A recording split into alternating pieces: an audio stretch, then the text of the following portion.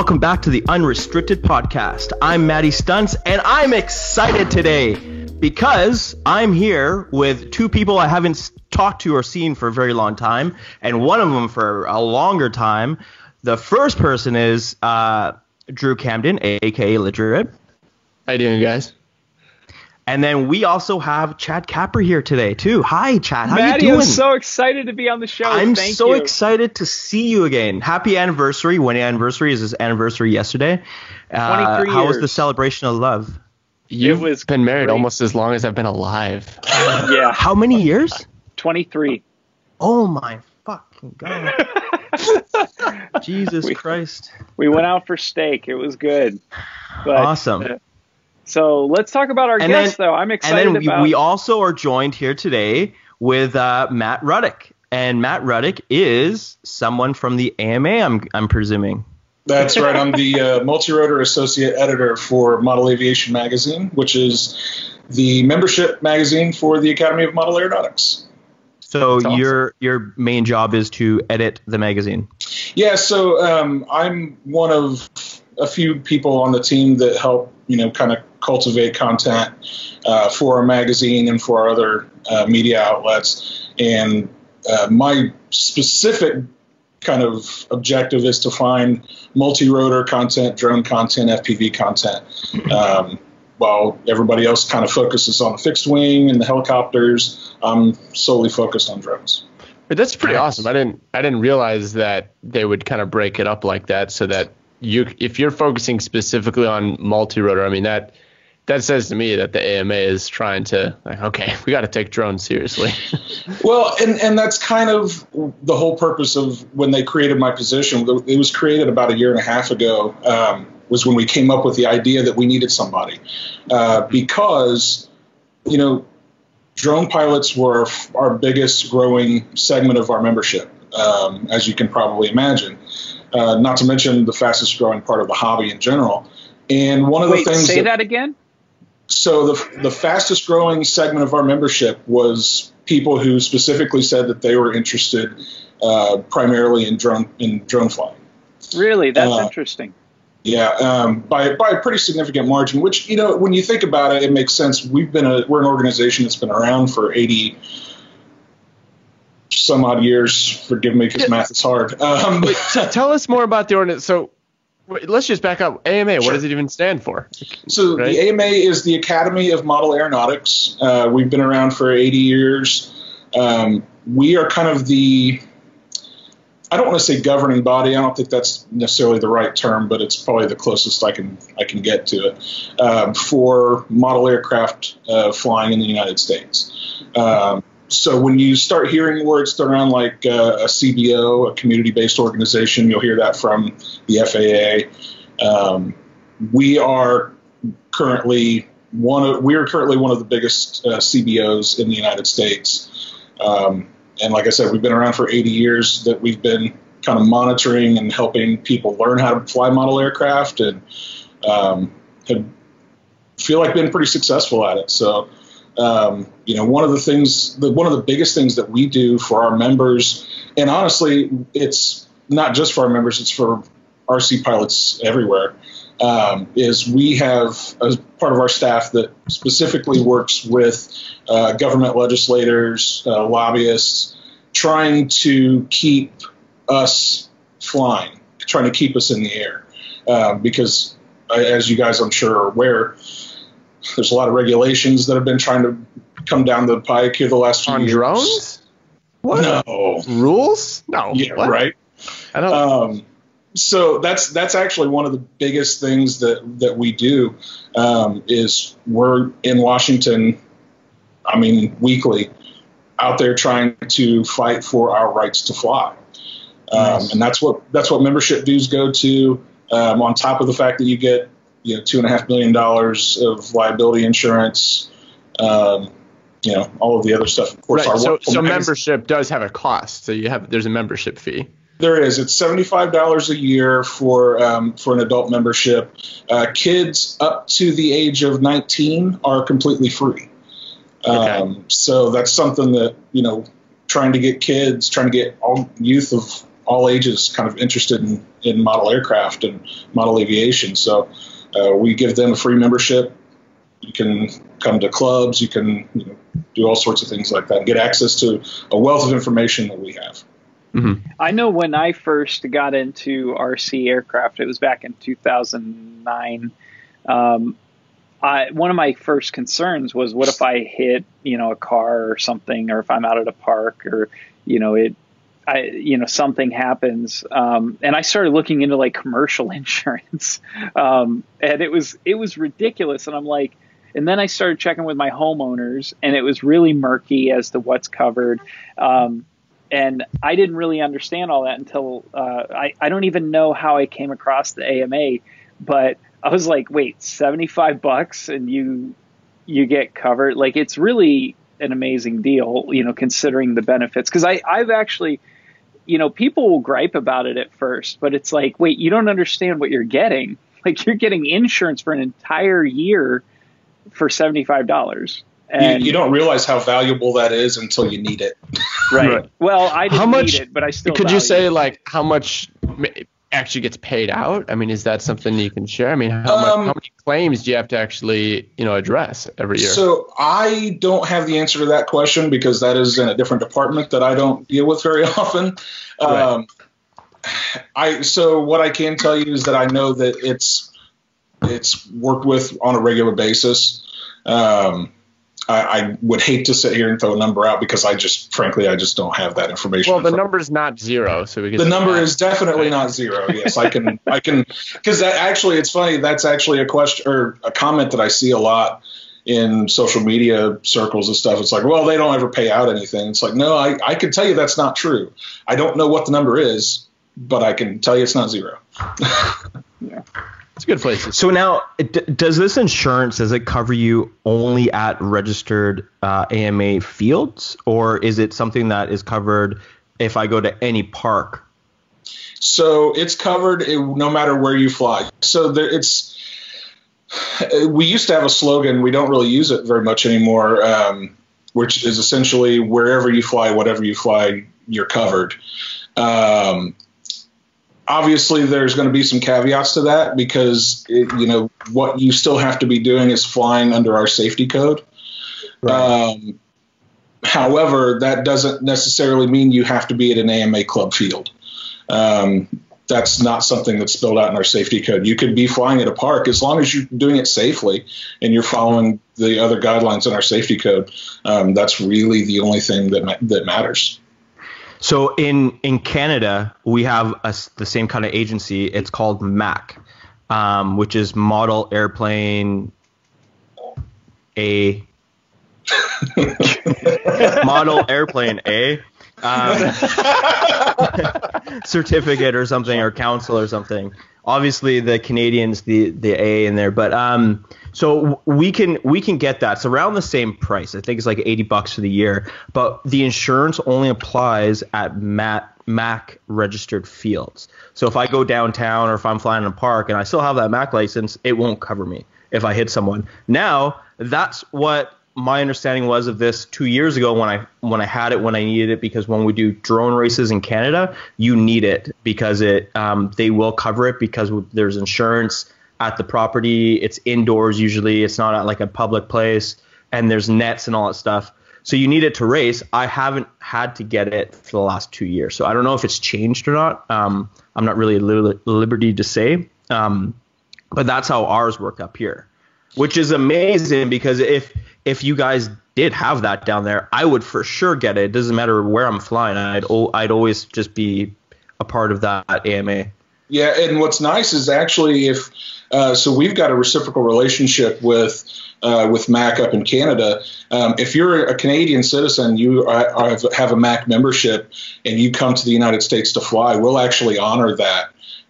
So we've got a really nice relationship with MAC and a lot of other organizations around the world as well.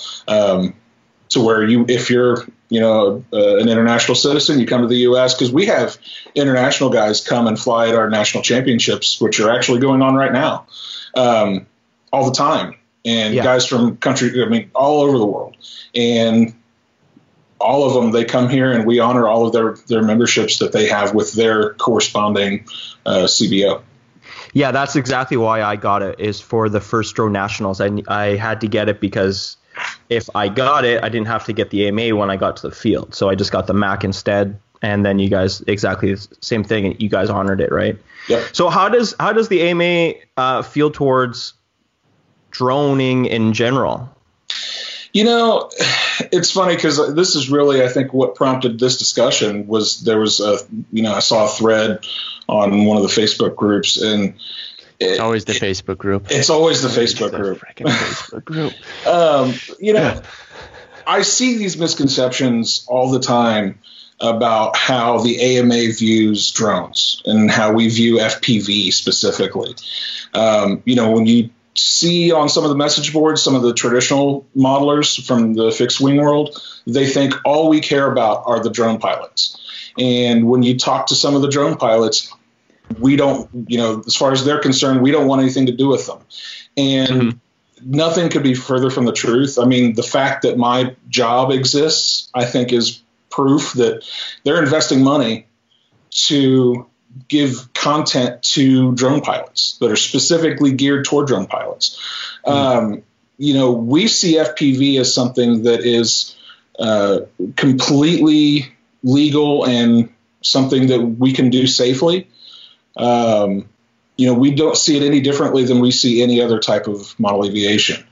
It just happens to be new, and it's something that happens to be kind of in the crosshairs in a lot of ways from some government agencies and some businesses and whatnot. But we certainly feel like it is a growing part of the hobby that we respect and that we want to have under our umbrella. Now, do you think the attitude's changed in the last couple of years? Obviously, because the drone market is kind of taking over the world. As far as from the AMA's attitude toward it? Yeah. It's interesting because I actually asked that question a couple of days ago to one of our government guys because, before I stepped into this role, I obviously didn't hear a lot about drones and FPV. And I was new at the AMA, so I didn't really ask, a lot of those questions. But I asked him specifically, I said, has our view on FPV changed? And he kind of made a good point. He said, no, not really. It's just becoming more of a problem with the FAA and how they view it. So we're having to be more vocal about it now. Right. As of a couple of years ago, our former president of the AMA, Bob Brown, he was a huge proponent of FPV, still is. And I think, right there is proof that we've always kind of been very pro FPV, but it's just not been something we've had to be very vocal about. Obviously, that's changing now. I could definitely say that, I felt in the past that there was not a support from the AMA for multi-rotors or for FPV. And I wonder, the elements of it, of there was a shift, or was it more to do with kind of getting into the hobby? I was surrounded more by kind of the criticizers, right? And then once you actually get involved in the industry, you start to actually meet the people, maybe see through a little bit more the actual organization rather than what people just say. Right. There's probably a little bit of both at play, but it is interesting because my perception is that there was a shift, that at one point the AMA was less FPV friendly, and now there's this big push, and that I can now see why some of the old school people are saying, oh, all they care about is FPV. I think what happens, and this is just people in general, anytime there's a void, they will fill it typically with a negative.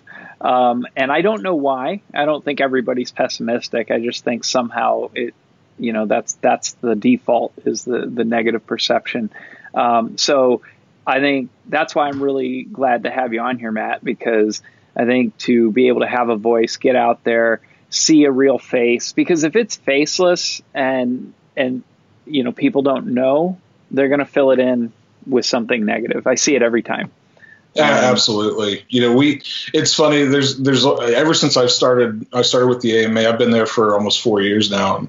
And there's always been this kind of perception that I've seen permeating through a lot of message boards and whatnot of kind of a bunch of old guys in suits in an ivory tower at AMA headquarters. And it's just like, nothing could be further from the truth. I mean, it's just not, that's not the case at all. I mean, we all go to work every day. We have a blast. You know, I literally can take a break anytime during the day and go out and fly an airplane or fly a quad. And it's no big deal because, you know, it's like. So can Drew, by the way. Yeah, right. Yeah, you work me like a dog.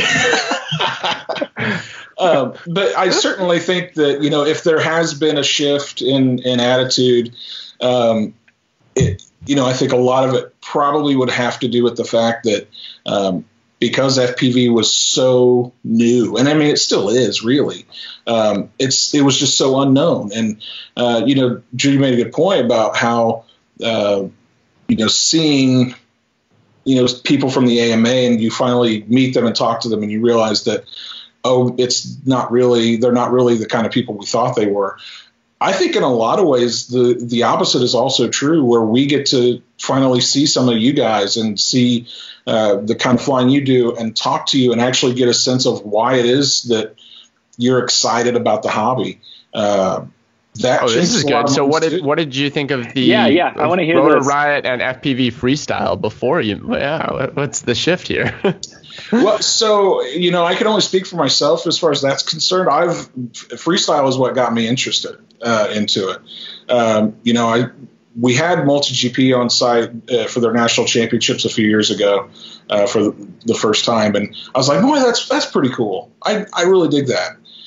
But it was, I think it was just soon after that I started seeing some of the early Rotor Riot videos, believe it or not. And I'm not just saying that because I'm on your podcast, but I saw some of those early Rotor Riot videos and I was like, okay, this is game changing. I mean, this is truly an exciting thing to watch because, you know, we'll go out and I'll go out and watch like an IMAC competition out on site. And which for anybody that doesn't know, what is that? Yeah, it's like helicopters. No, it's large fixed wing planes. I think actually, I got you. Schizo actually has a plane that I think would qualify for that. But they do different maneuvers. They have a series of maneuvers that they have to complete and whatnot. And you know, it's cool, and it takes a lot of talent and a lot of practice to do it well. Mm-hmm. It's from a spectator standpoint, it's not always the most visually exciting thing to watch. But man, when these videos started popping up, that's a whole different world. I mean, it's so exciting for people to watch and literally feel like you're flying through the air and can go anywhere you want. Mm-hmm. It really becomes something that, you know, when I saw it, I said, this is going to be a game changer for our hobby for the foreseeable future. So, and Matt, what caught your eye? What kind of video was it? Do you remember? So, you know, the one that always gets talked about, and it's like stereotypical just to mention it, but I happened to say that it was one of the first ones I saw was the Flying Through the Woods, you know, looked like Endor from, you know, Star Wars. That was the Argonaut video. That wasn't Rotor Riot. That was that wasn't Rotor Riot, but that was one of the first ones I saw, and it was either the supermarket one you guys did, or it was the gun range one of the two that I saw that I was like, man, that looks like a blast, and it was kind of downhill from there for me anyway. So I'm curious, are you flying FPV now, Matt? Yeah, that's my primary focus when I'm, you know, off work. I'm sitting at home like, I want to go fly. I'm flying a quad. You know, I've got fixed wing aircraft, but can you talk about the quad that you're flying? What parts you're using?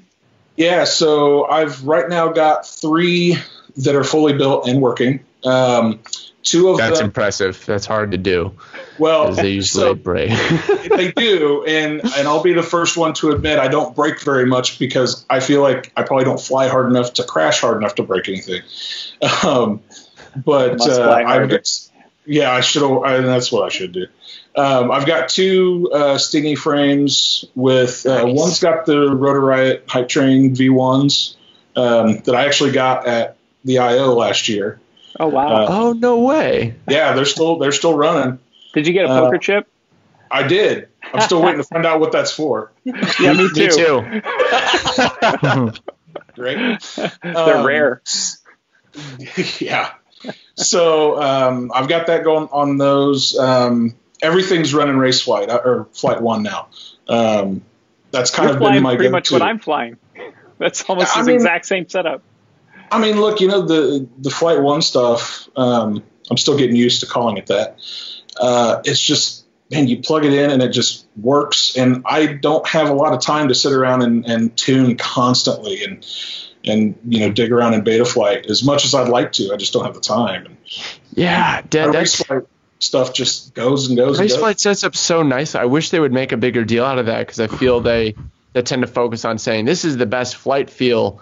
And that's just preference. I personally prefer the feel of Betaflight, but it's not even questionable that setting up Betaflight versus setting up Flight 1, Flight 1's so much better. Betaflight sucks to set up. Absolutely. And then the third quad I've got going on right now, it's still kind of in test mode, is the new Nova frame from Lumineer. And I was sent some of the new Lumineer Popo motors to test out that I'm going to do a write-up on in the magazine. So, cool. Yeah, nice. I'm pretty excited about that setup. I'm just ordered a new Flight 1 board to put on it. It's got the OSD and stuff, which I haven't used yet. So that's so funny. You're flying exactly. I'm actually building the Nova right now. Nice. So that is funny. So you've got an article coming about some motor innovation from Lumineer. What else can we expect to see in the AMA magazine? What else are you kind of working on? Yeah, so I actually just got back a few weeks ago from Quad Camp Detroit, and I'm going to be doing a write-up about that and about just how amazing I feel like that whole program is. I think the Quad Camp stuff that you guys are doing is just dynamite, and I think that it will single-handedly change a lot of people's minds about how they may falsely perceive what the FPV community is about. Because when I was there, that's exactly the same kind of camaraderie and helpfulness that you see on traditional flying clubs all over the country and have been that way for decades. Yeah. There's this perception out there that all those FPV guys, all they're doing is going out and diving buildings and doing crazy stuff on their own. That Quad Camp event was so cool, and that it just completely shattered all of those preconceptions. Awesome. Yeah, that's the thing. It's hard to. I think there's a certain experience you get when you get all the guys together in person, and then a certain experience when we make our videos, and it's not always the same experience. It doesn't always translate, but we try to cover the field and really I guess convey that any way we can, whether it's in person or through video. Yeah. So it's good to hear, I guess, that it's that you feel that way, because that's what we feel, and we want to be able to share that with people. Yeah, and I tell you, I came back from that and sang the praises of it to everybody at headquarters that would listen. I said, this thing is amazing. You need to check it out and learn more about it. And I'm hoping that we'll be able to work together closer in the future on some of that stuff, because I think there's some really cool opportunities. Well, hey, our next one is this coming weekend in Monticello, Illinois, at the at Eli Field. Yes, over at Horizon Hobby. Yeah, I don't know. How far is that from y'all's headquarters? That's Muncie, Indiana, where you guys are, right? That's right. We're in Muncie. It's, I want to say, about 4 hours. Oh, okay. I have no sense of direction. I thought it was way closer. Drew thinks that all states with the letter I are Everything's close. Well, so we are next to each other. Muncie happens to be on the other side of Indiana than what Illinois is. Yeah. So, yeah, it's a little farther away. But, yeah, and then beyond that, I'll be coming down to the Rampage event, and I'm going to be covering that for the magazine as well. Awesome. That's in October. Tickets on sale now. What's the website again? Rampage.rotoriot.com. That's it. That better be it. So, Maddie, are you coming to Rampage? Yeah. All right. Am I allowed to compete? Yeah. Yeah, why not? I don't know. I'm offended. Maddie's like, my freestyle I'm just video going to wipe the contest. floor with everyone. Can I compete? I didn't. The thing is, Drew, I just didn't want to. I don't want to enter that thing. You know what I mean? Like, I want someone else to win it. That's a fan or something. It's not saying that I would win it, but you know what I mean. If it did come to that, I would. Yeah. I'm kidding. But that Maddie, being aren't said, you Drew's fan? yeah. So No. On a serious note, I Maddie, thanks, because what I want to do is create an opportunity to shine light on someone kind of more unheard. Yeah. Oh, yeah. That's what I want. But to be totally honest, I'm working on some tricks right now, and I'm dropping an edit probably like at the end of the week. And there's some new stuff that no one's ever seen, and my buddy Aaron was like, "You literally need to know mathematics or like be a mathematician to be able to do these tricks." So it's gonna be. I've been trying your Maddie flip with the inverted yaw thing. I started working on that. I've gotten a couple of them. It's so hard. It was like such a headache to try and do. So if you've gone even further than that now, screw you. Gone even further than that. Drew, it's your cat's tail is really distracting me. It looks like there's a snake crawling on your face. Do we have an image of the actual map that you guys are going to be or the course that you guys are going to be doing at? Sorry, real quick. Rampage? What you guys were talking about, just so people listening know, is Drew. You have a contest currently. Is that what you're talking about, Maddie? I'm talking about Rampage. If you have the course layout for Rampage yet? No, I meant earlier. Sorry. Yeah, we were talking about both. Yeah. I was teasing him because he said he wanted to enter the Rampage contest. I was saying I was offended to enter my contest. I see what you're saying. I thought he was going to enter your contest. Can't he? He should. No, anyone can enter, but I'm really enjoying seeing all these entries from people that I haven't heard of. It's running on Instagram. There's a hashtag. Hashtag Ladrib Freestyle Contest 2018. And it's been really great. I like this format because it forces everyone. You only get 1 minute. Put something kind of eye-catching and seeing kind of people's different takes on that, and then everyone's right. Well, can I do this or this? And I'm just like, do whatever you want. You got 1 minute. But it should be about freestyle, right? And what that means to you. So it's been really great. And then that's running for a month. So I'll on the 15th. That's when no more entries are accepted. Going to pick 10 people, and then those 10 people have to do a YouTube edit, and then we've got 3 weeks from there. I like the concept. I like the whole structure of like how you're going to judge it. Oh yeah. Yeah. I'm going to make a video where it's just like me with a selfie stick like for a minute and see if it goes to the top 10.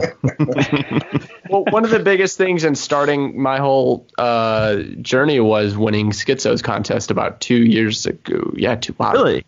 Almost 2 years ago, right? So Schizo had a video contest. Different. I wanted to change the format just to try and be different, but shamelessly, I'm just ripping off Schizo's idea and trying to do what he did for me for other people. So That's then awesome. I want whoever wins to in 2 years do the same thing. No, that should be quicker. We got to get people in faster. That's fair. Yeah. So, Maddie, were you about to say something? Did we cut you off earlier, Maddie? Oh, the map for the Rampage. Is there pictures of the course layout or? You just Google image. You can satellite view it.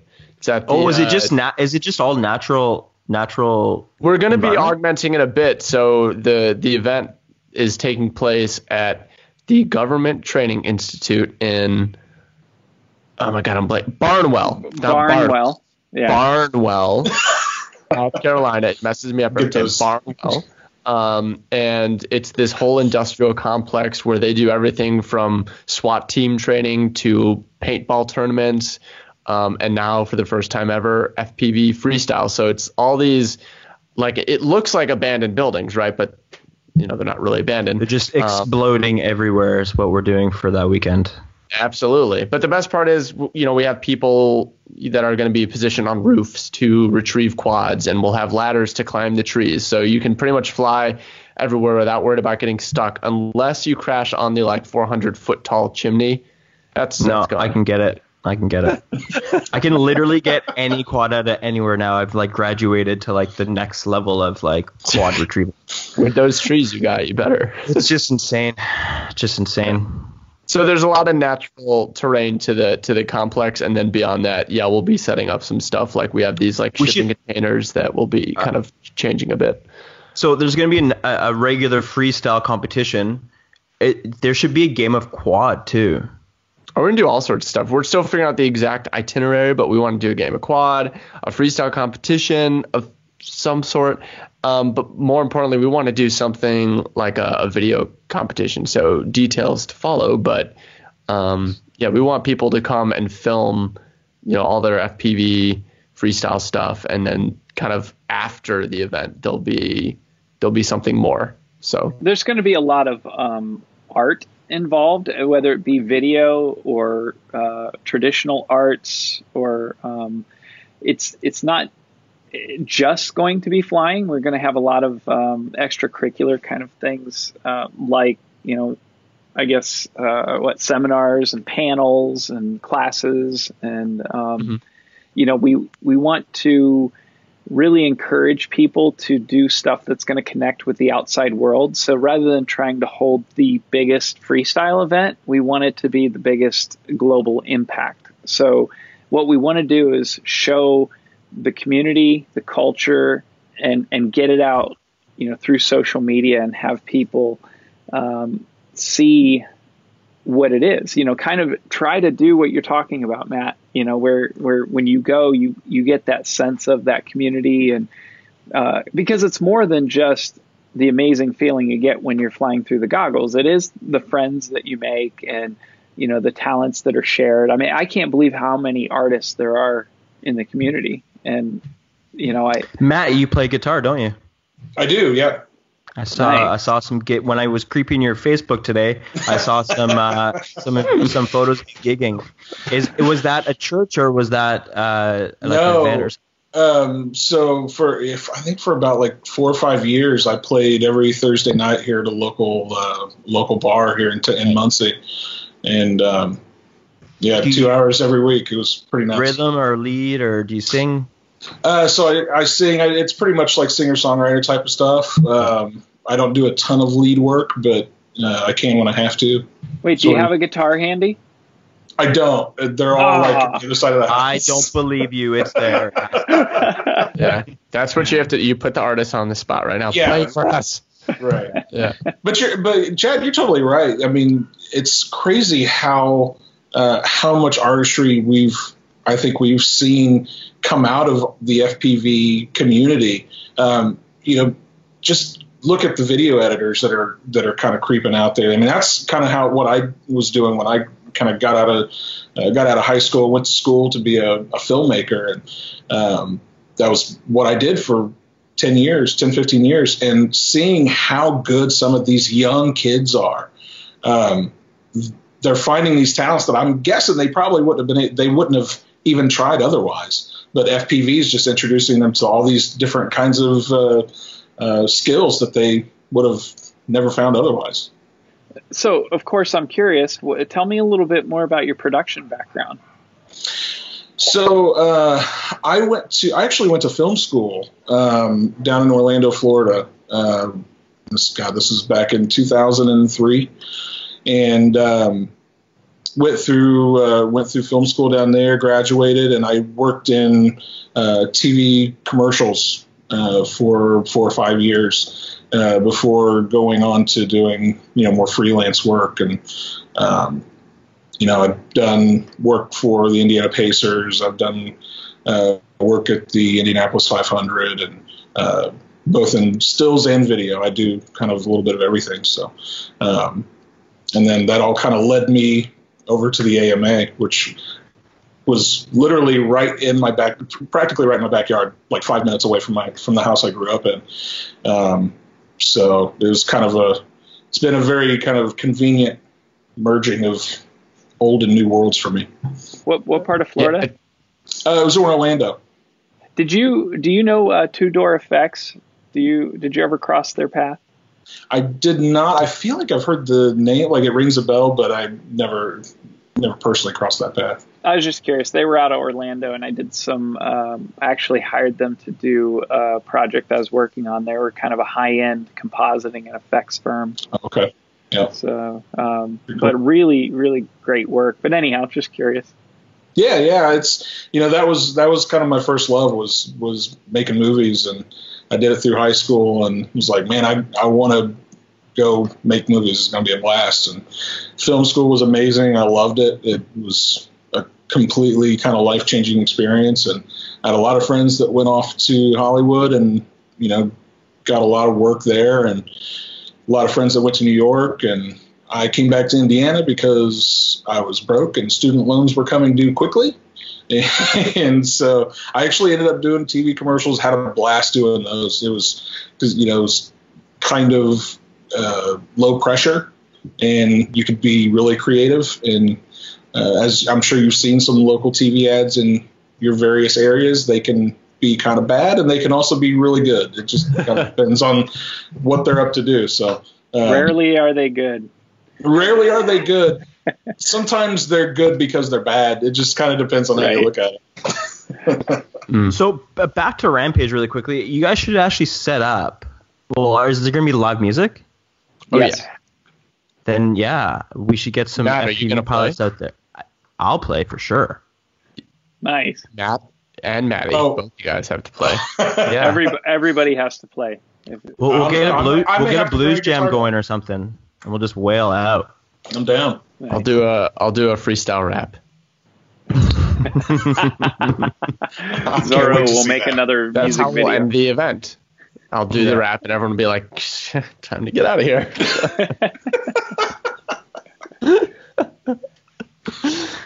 So what else? How is the AMA going to be involved in the Rampage? Did we already cover that? Not yet.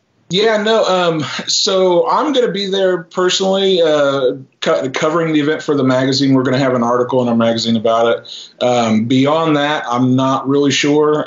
That's probably a couple pay grades above my level. But I know that we're currently chatting with the AMA to get it sanctioned, and I'm not sure where that stands right now. It should be fine. I don't anticipate any problems with that. But AMA has been required for all ticket buyers if you're buying a pilot ticket. So from the day the tickets went on sale, we were requiring AMA membership, and kind of preemptively for getting it sanctioned. Yeah. So what you're saying is I'm going to have to renew my Mac license finally. yes. Yeah. So I guess you said early on when you were introducing the AMA, Matt, that some people think of it, whether it is or isn't technically a governing body, but you guys do probably have the biggest voice for model aircraft flyers with the FAA, right? Absolutely. So that's kind of a channel for individuals to have their voice heard, in the sense is to go through the FAA. And as far as I've ever been able to see, the AMA has been the lead in kind of fighting, I guess, what we would call some of those unnecessary regulations, and really championing the pushback on that, and helping the rule writers to really see the truth of what they're writing rules about, if that makes sense. Because I think there's a lot of the over-regulation comes from kind of misinformation, right? Yeah, absolutely. And, one of the nice things, one of the advantages, I guess I should say, that we have at the AMA is, I mentioned earlier, we've been around for 80 plus years. In that time, there's never been an incident where, a model aircraft has interacted with a manned flight, or anything horrifically bad like that has happened. And that gives us, I think, a lot of a lot of ground with the FAA, and they understand that, and so they kind of take what we have to say to heart a little bit more than they might otherwise, maybe. So do you mean that there's never been an AMA member that's had an incident? Well, yeah, I mean, just going back in our 80-plus year history, we've never had a member, and honestly, I'm not even sure that would even be able to pinpoint even a non-member who's flying model aircraft that's had any kind of interaction with a full-scale manned aircraft. Now, there's all these reports, valid or not, that make it to the news because it's sensationalizable. But there was one that was kind of a confirmed incident, which a Phantom made contact with a helicopter, and they actually found the arm. And tracing the serial number on the ESC, were able to find the owner. Pretty crazy. So When was this? Last year, maybe? Was it? Or early? Yeah, about 5 or 6 months ago, I think. Yeah, it was fairly recently. And I should say, we've never had an incident, or there's never been a reported incident. And of course, until the last year or so, and we've had a few things that have popped up in the news, and some of them, we've done some kind of investigations on our end, and some of them we don't think may have been exactly what they were reported to be. There are a couple of instances where they absolutely were what they were reported to be, and it's certainly incidents like those. And I'm certainly not going to bring up any specific ones. I think we all know. There have been a handful. Those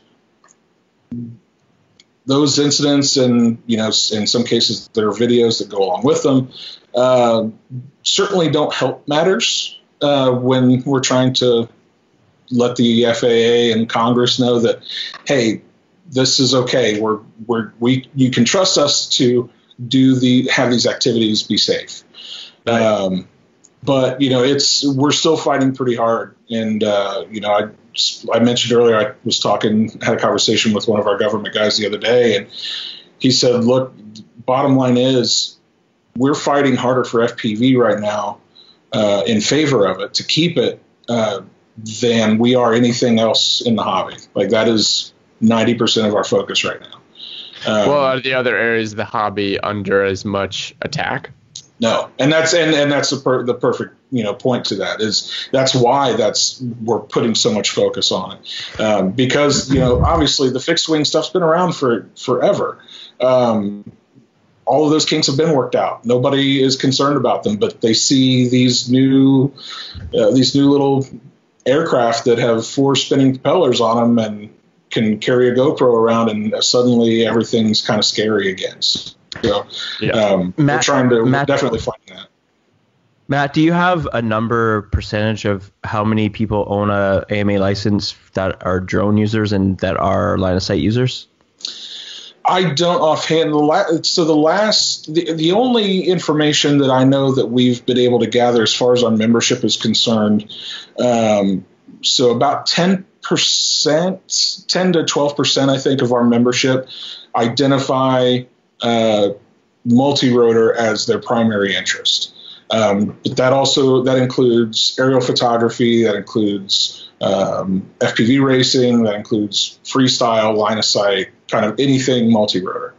So that's kind of the best number that I have at this moment. And so we are an organization of almost 200,000 people.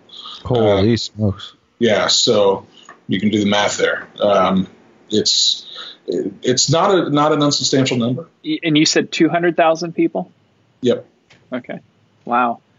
So I'm curious, Matt, what would you like to see for the future of AMA and mini quads? Like, where would you like to see it go?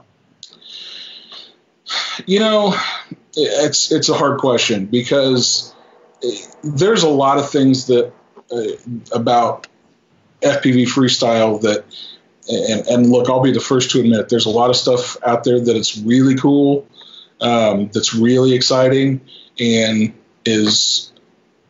can be pretty dangerous, and are things that we as the AMA can't really support. The obvious things like building dives and things of that nature, and long distance is something else that comes to mind. But what I'm kind of hoping for is having the community kind of continue to grow the way it is. And for such a long time, our community has been able to kind of police itself and kind of help each other learn what's safe, what's not safe, how to handle certain situations. And I'm starting to see so much of that within the FPV community. And it's really heartening for me to see that, because I want FPV to go on as long as it can, because frankly, that's what I like doing. That's something I have a passion for right now. And I certainly don't want to ever see that go away for any reason.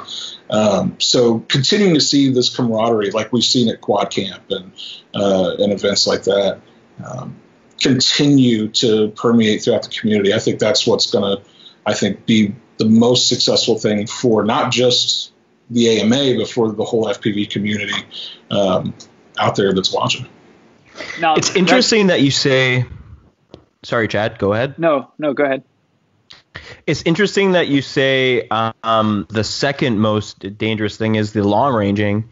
What do you guys consider long range? Well, I don't want to say that it's the second most dangerous thing. It just happened to be something that came to mind. So, right, okay. The thing about long range for us, from our safety code standpoint, is we require you to be able to maintain line of sight, or whether it's the pilot, whether it's the pilot or a visual observer or spotter. And when you do long range, obviously visual line of sight, depending on the size of the aircraft, if we're talking about mini quads or even small flying wings or things of that nature, you're going to lose line of sight pretty quickly. So that's kind of why I kind of lumped that in there. Not that I think there's necessarily anything crazy unsafe about it, but having that line of sight kind of safety aspect to it. Obviously, trying to watch out for manned aircraft, that's going to be part of that. It's going to be a lot harder to do that when you can't maintain visual line of sight, that sort of thing. Yeah. See, I would have to disagree with the line of sight on long range, only because of the places. Like, I think that it's obviously you can't make a rule and then be like, okay, you can do it this place or that place. And not just in America either. This is in Canada, because we have the exact same rule. We can't go out of line of sight. But in the areas that I'm flying, I'm usually at the base of the mountain. I'm usually only like 1 kilometer, 2 kilometers away. And then I'm not going above the mountain or whatever, terrain that I'm going down. So certainly not going to be in a flight path of a full scale. No. Yeah. No. And even that's something that's always, because you mentioned building diving as well. And I think as far as air traffic goes, well, building diving is the safest thing you could be doing. If there's an aircraft in your way, they've got a way bigger problem. Yeah, it's more for people, right? Yeah, it's so the building diving thing, and that's generally not frowned upon because of full scale aircraft and the danger it might cause them. Well, I mean, and then if you're going to say it's about flying over people, I would just say yes, flying over people is bad, whether it's a building or a park. You shouldn't fly over your kid's soccer game. Absolutely, you shouldn't be diving a building where on a Wednesday at 5 p.m. when people are walking out. You employ practices to it. So that's, I guess, the difficulty is blaming these. I see certain stunts get blamed when it's not. There's nothing actually inherently bad about them. It just, they call attention, but anything that could be problematic could be just as easily applied to flying at a park. Yeah, you're absolutely right. I think what it boils down to, and it's actually something that I've been really pleased seeing in some of the latest Rotor Riot videos, is where you actually see you guys having that conversation about safety, and knowing that you've taken certain things into consideration. a lot of times you don't see that. You just see a flight edit, and you don't know what kind of considerations were taking place. Yeah, I'm glad you mentioned. I mean, that was a conscious decision we made to start including that, because those discussions, though, that's not a new thing we've started doing. That's been ever since the beginning. It's always discussed and thought out, but kind of earlier on, I think the audience was more, I don't know, it was smaller and more educated. Not educated, but they were already kind of in the know of drones. So I think it was easier to take it for granted that, like, yeah, they know what's going on behind the scenes. Why would you explain it? But then as it boomed and blew up, there's all these newcomers that don't understand these things that we were taking for granted. And so now there's the tremendous value in including those discussions and filming them. Yeah, Drew, let me take a moment, because that's the really interesting dynamic that I've been dealing with as the director of Rotor Riot. The intent in the beginning was always to be transparent and be a window into this emerging culture. So I always looked at it as it wasn't my job to judge the culture that's being developed. It was to reveal it and to share it, whatever it may be. Now, at some point, we've become the ones that people look at to set the standard.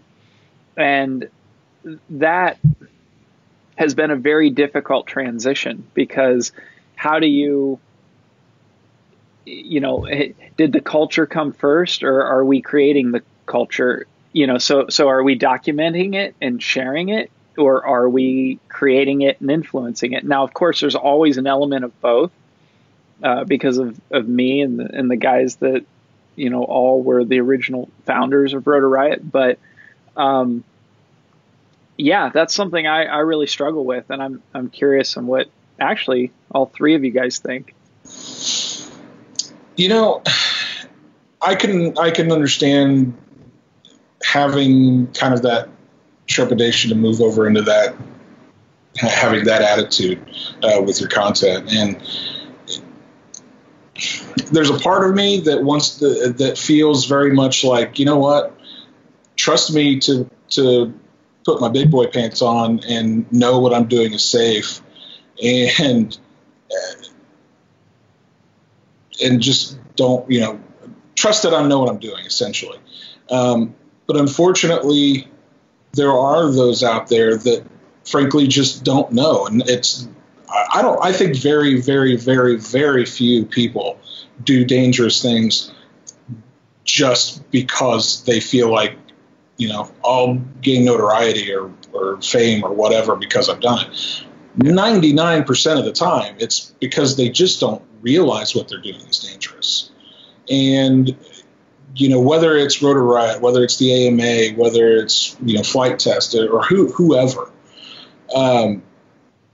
being able to kind of show those new people, those new pilots, here's some of the things that we take into consideration whenever we go out and have a flight, to make sure that nobody gets hurt, to make sure that, property doesn't get damaged,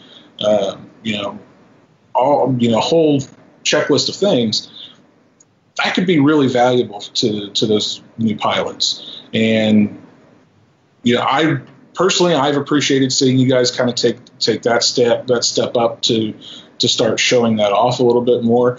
That's certainly something that me and my new position at the AMA want to start showing people as well, because there are a lot of things that seem obvious to me, and they would probably seem obvious to you guys, but to someone who's just starting out, it may not be that obvious. And that's stuff as small as take your props off when you're working on your quad, all the way up to, well, I'm going to, fly my Mavic over my son's soccer game. Yeah, don't do that. Don't fly directly over the kids playing soccer. That's not usually a good thing, because one motor goes out, you got a bad day. And Matt, I want to touch on that real quick, because you said, it's funny because you said take your props off. That is one thing that, even though it was intended to be a transparent look into the world, I knew that everyone involved cared about safety. And so I knew that was something that we weren't going to, you're going to laugh if I say cross that line because people argue that we have, but I think in reality, we've always been safe. And, depending on what situation it is, we could explain more, but it's also perception is reality. But almost one of the very first episodes we released was exactly that. Sharpoo telling a story about removing his props. First of all, I laughed at that video harder than I've laughed at almost anything else on your channel. That story had me just rolling, but it was so true.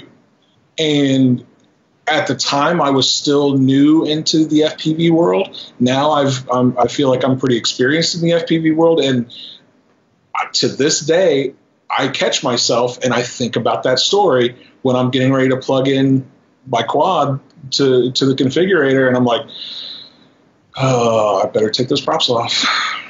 So I do, because we all think, no, it's fine, I know what I'm doing. It doesn't matter. Well, look at the new, even new software can have a glitch in it, and all of a sudden it just starts to, what was that thing that Josh Bardwell just said? The new Betaflight configurator smokes your motors. Have you heard anything about that, Drew, or anyone else? I'll have to look into that. But I don't ever trust it. My props are always, I don't take my props off, but what I do is I just loosen it. Because then if it does spin around and it whacks you, it's not gonna. You could spool up your motors full blast, and if the prop nut's loose and the prop is free moving, it can't hurt you, right? Well, I'll tell you, always. So I mentioned earlier that I'm testing out some of the new Popo motors from Lumineer with the pop on pop off propeller system. I'm a big fan of that right now. I still have some tests I want to do. I still want to do some crash testing and stuff because I want to see exactly how well those things will hold up. But it's so quick and easy to take props on and off with that thing. I think I said the word game changer earlier about something else, but this is also to me a game changer because I can't tell you how many times I'll log into Facebook and go down, any one of my quad groups, and somebody's got a picture of their hand all cut up because they decided they didn't want to take the props off. With these new shafts and new propellers, it's like, dude, 10 seconds and you've got all your props off. At this point, you have no excuse anymore. And I'm a big fan.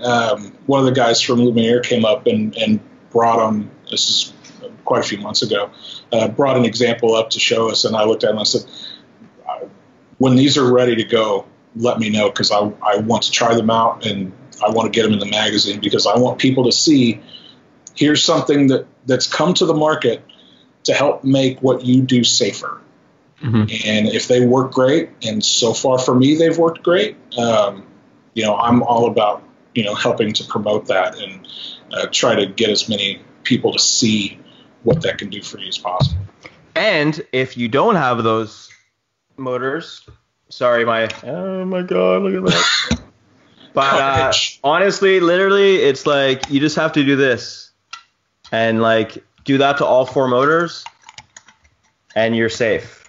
In my eyes, obviously, it's not. It's still there's something on your motor, but if this motor spooled up as fast as it can go, this is only gonna. It's probably not going to take off.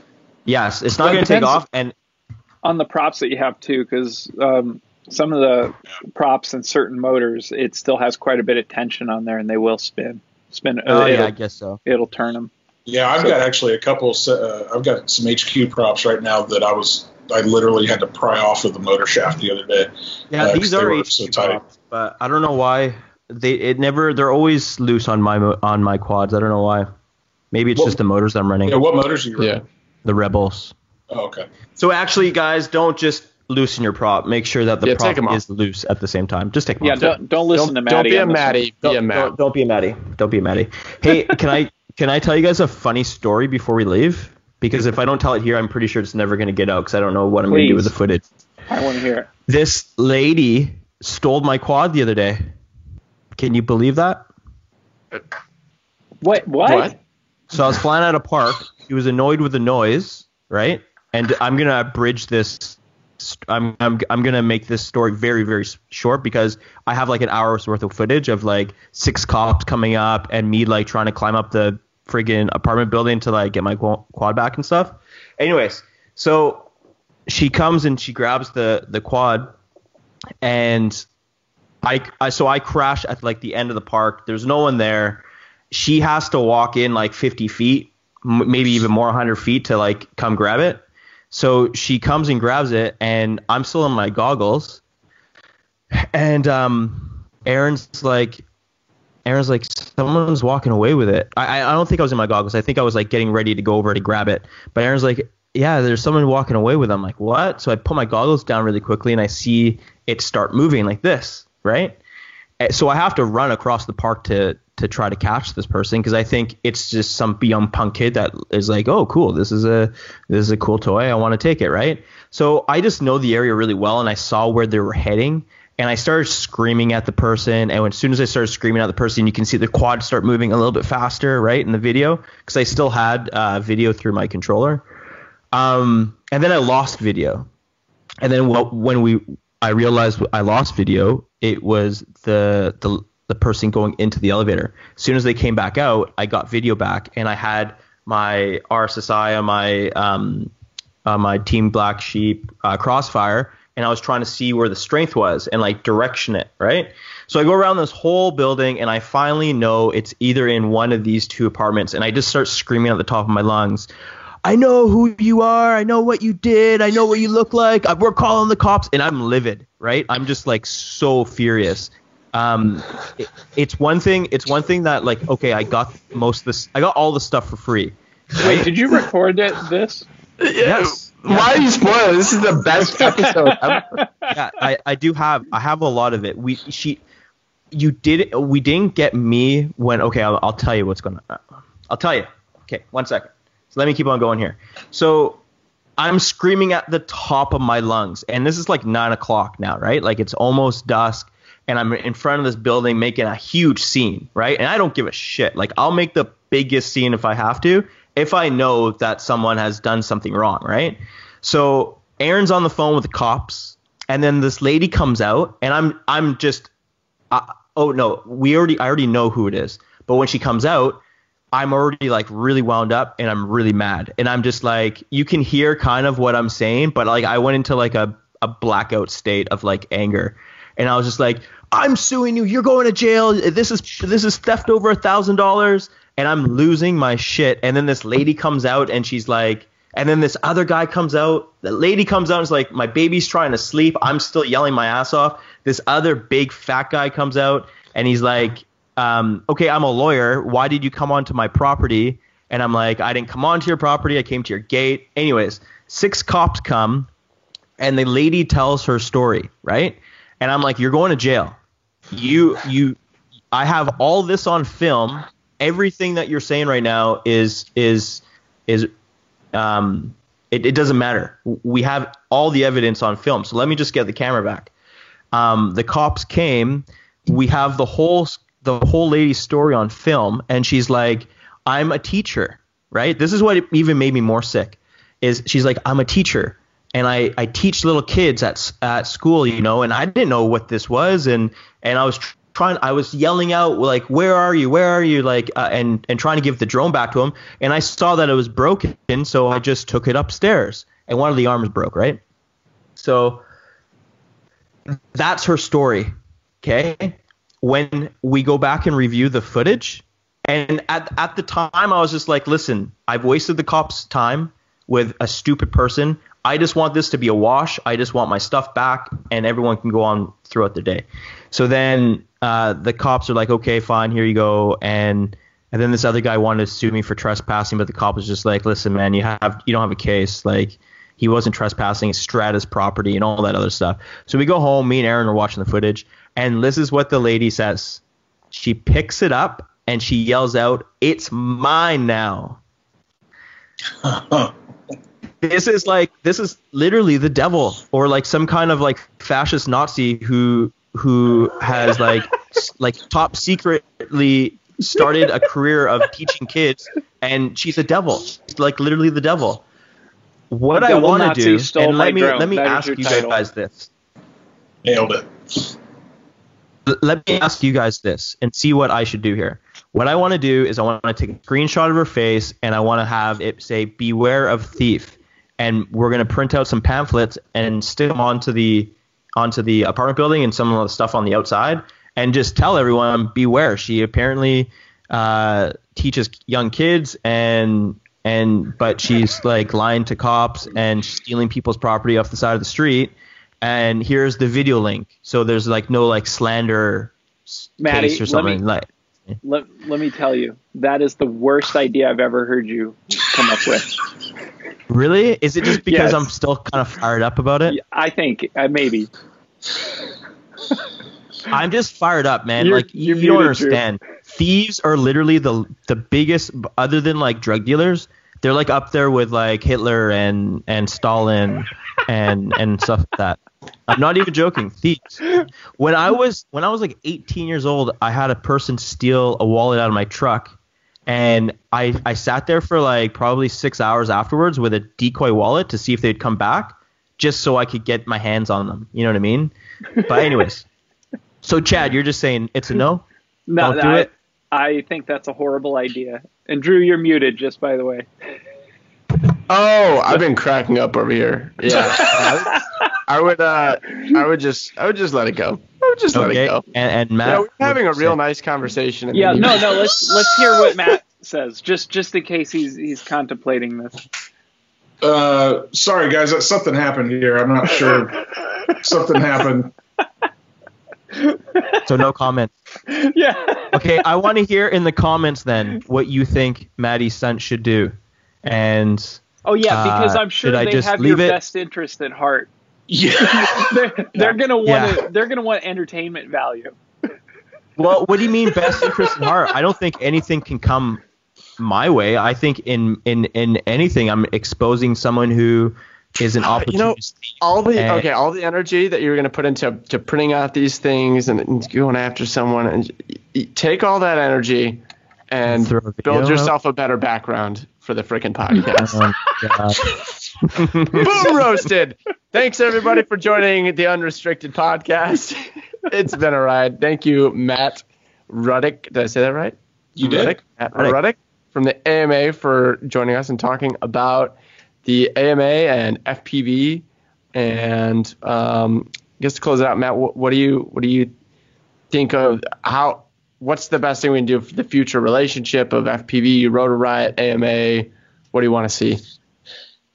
Just be good to each other, man. I can't really say anything other than that. Just be good to each other, and use your common sense, and don't steal somebody's quad. Don't be a devil Nazi. Don't be a devil. Stalin. Devil I can't even say it. Well, I hope to see the AMA at more of our events and other FPV events. I know the multi-GP event is held at the AMA headquarters, and hope that it can continue to help bring people into the hobby, right, and introduce Absolutely. people to all aspects of flying, but especially FPV because it's the best. Absolutely, and I'm telling you, I'm going to do everything I can as an agent of the AMA to try to bring some sort of, bring the two sides together. The traditional guys, the FPV pilots, and not just FPV, all drone pilots for that matter, because there's so much animosity, it feels like, that is unwarranted. So I think it's all just people don't understand the other side, and that's my goal is to help people understand better where everybody else is coming from. Yeah. Well, Matt, I want to thank you for all the work that you're doing. I think and your creativity, and keep it going. And if there's things we can do to help, let us know. I mean, I think we're already you came to quad camp, that's great. But if there's more that we can do, we want to help all of this grow in a healthy way. Absolutely. And anybody that wants to get in touch with me, my contact info is on the AMA's website, modelaircraft.org, and I'll be at Rampage. Link too. Yeah, and I'll be at the Rampage event. So if you see me and want to come up and chat, feel free. We're gonna jam. We're gonna do some 12-bar blues there, Matt. For sure. Thanks so much for taking the time, buddy. Absolutely. Thank you guys for having me. Even though I don't, I'm up here in Canada and we have a different regulation. It was interesting to see the inner workings of the AMA and what they think about drone pilots. Okay, thanks for guys. Right. Thanks for joining us again, and we'll see you next time.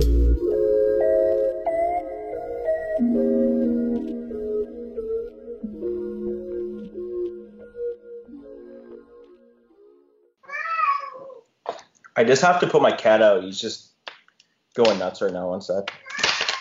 That's a cat? That sounds like a young child. Yeah. I thought that was a child. I was like, Maddie has a kid now. That's a good idea.